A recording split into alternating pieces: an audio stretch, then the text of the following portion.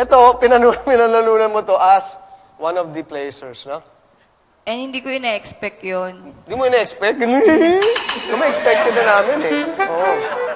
Oo, ina-expect namin first. Hindi ko ina-expect na makukuha ako hanggang third.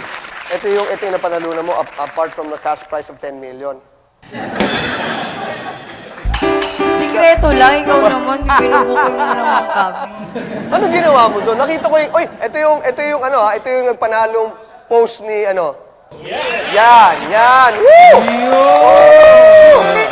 Kita mo naman, ha? Oh. And we're very happy kasi si China is part of the show and ang daming, ikaw na magkwento, ang daming may kilala sa'yo doon lalo na, sige, ikaw na. Yes, ang dami din nakakilala sa akin na siyempre, mga tao, di ba?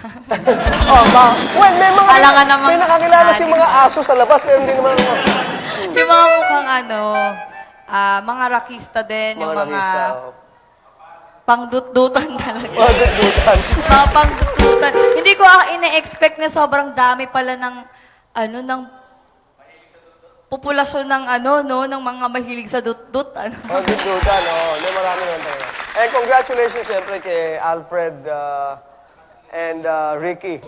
Hi po. Sir Pero- Ricky. Bakit? Pero okay na rin to, no? Para naalala ko yung alma mater ko tuloy ng high school, pero Blessed Mother, parang gusto ko mag-alay ng bulaklak eh. Pero iba. Actually, ang laking tulong itong trophy na to, nung shooting namin sa Batangas, kasi 10 days yung schedule namin doon, umuwi ako para sa dutdutan. And then, yung mga cameraman, ibang staff doon, at saka ibang artista, fan pala ng dutdutan.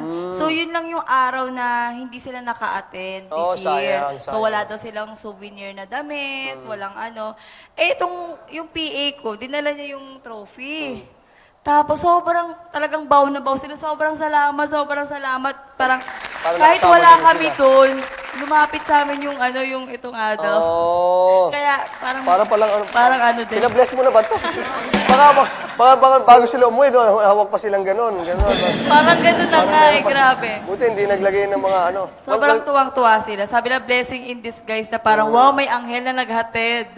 But congratulations again to you. We love you very much. Thank you so much. And congratulations on Dutdutan. And we're very happy na kasama ka dito sa show namin. Alright, Chino Rosich, our Chino Cool, here in the Medyo Late Night Show.